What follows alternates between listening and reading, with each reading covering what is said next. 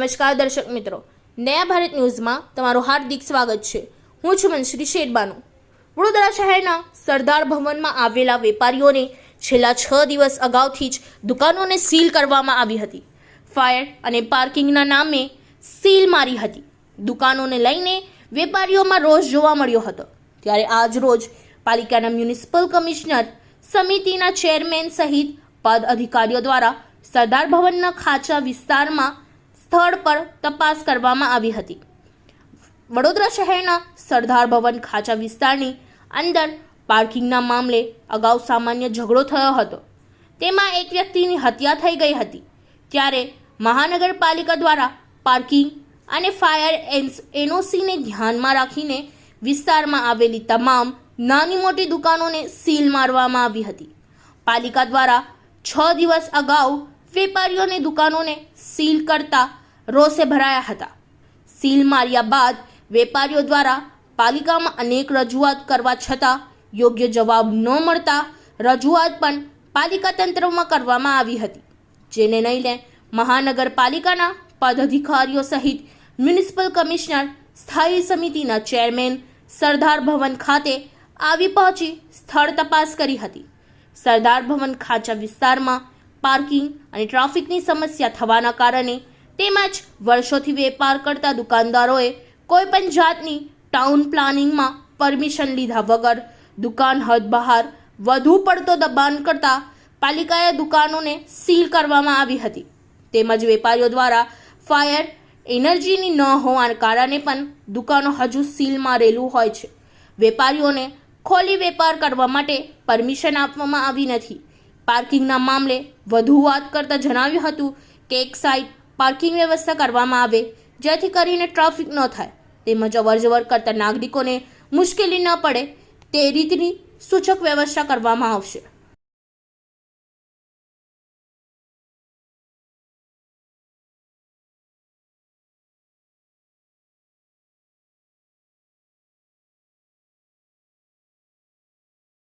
थोड़ा वीडियो बनाना ना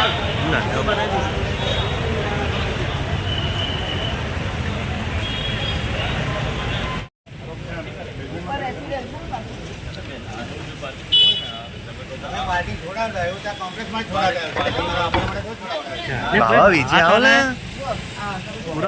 हां हां ओके आज आज कमिश्नर અને ચેરમેન સાહેબ અહીંયા વિઝિટમાં આવેલા કે સમસ્યા જોવા માટે કે દબાણ બહુ વધારે પડતું છે અહીંયા ટ્રાફિકની સમસ્યા થાય છે પાર્કિંગની સમસ્યા શું કહેવાય સમસ્યા છે પણ હવે સમસ્યા હવે ઓછી થઈ ગઈ છે। હવે તો છે જ નહીં સમસ્યા ઓલમોસ્ટ, કારણ કે જે કોઈ હતા બધા દબાણ કરેલા એ ટ્રાફિકવાળા હતા, રસ્તે આવતા જવા હતા, હવે રહ્યું નથી ને હવે આના કારણે કોઈ ભવિષ્યમાં પણ નહીં કરે એ ચોક્કસ છે। માગણી અમારી એ છે કે અમારું કોમ્પ્લેક્સ છે એ ગ્રાઉન્ડ +3 ફ્લોરનું બિલ્ડિંગ છે જે હાઈરાઇઝમાં નથી પડતું, છતાં પણ એડવાન્સમાં ઇલેક્ટ્રિસિટી કાપી ગયા પછી દરેક ઓફિસ અને દરેક દુકાનોને કોઈ પણ જાતની અગાઉથી જાણ કર્યા વગર આવીને તરત જ બધી જ દુકાનોને સીલ કરી ગયા કે જે ઇલીગલ છે। પહેલાં એમને નોટિસ આપવી જોઈતી હતી, નોટિસ આપ્યા પછી જાણ કરે પછી સીલ કરી શકે, એ સિવાય સીલ કેવી રીતે કરી શકે કોર્પોરેશન? અમારી માગ એ છે કે જલ્દીમાં જલ્દી આ દુકાનો ખોલી આપે અને આજે સરદાર ભવનના ખાંચામાં જે એક વ્યક્તિનું મૃત્યુ નોંધાયું હતું, મર્ડર હતું કે નેચરલ હતું એ તો પીએમના રિપોર્ટ પછી જ ખબર પડે, પરંતુ ઝઘડાનું એ સામ્રાજ્ય આ પોળમાં છે, કારણ કે સાંકડી પોળ છે, બધા વેપારીઓની દુકાનો છે, બીજી રહેતી પોળ છે, ડ્રેસ મટીરિયલની દુકાન છે, ટેલરની દુકાન છે, મેડિકલ સ્ટોર છે, ક્લાસીસ છે, આંગળિયાના વેપારના સ્થળો છે, બેંકો છે, એટલે તમામ નાગરિકોની અવરજવર વધારે છે।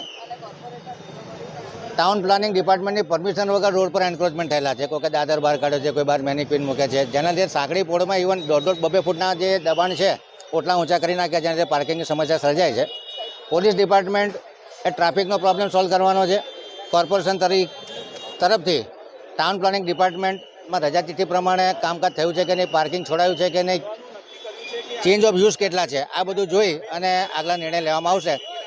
ફાયર એનઓસી તો બહુ એવું છે કે ઇઝીલી અચીવ કરાય એવી વસ્તુ છે। વેપારીઓનો વિરોધ એવો છે 50 વર્ષ જૂની દુકાનો છે ત્યારે હવે પાર્કિંગને બધા વિષયો દેખાઈ રહ્યા છે। Madam one way parking one side પાર્કિંગનું કરાવવાનું છે। હા, એટલે આપણે મેં કીધું એમ કે સિંગલ એન્ટ્રી વન વે કરીએ અને એક સાઈડ પર પાર્કિંગ રાખીએ તો કદાચ પ્રોબ્લેમ સોલ્વ થાય એવું છે. એટલે એના માટે ટ્રાફિક પોલીસ પોતે કાયદાનું પાલન કરાવે એ જરૂરી છે.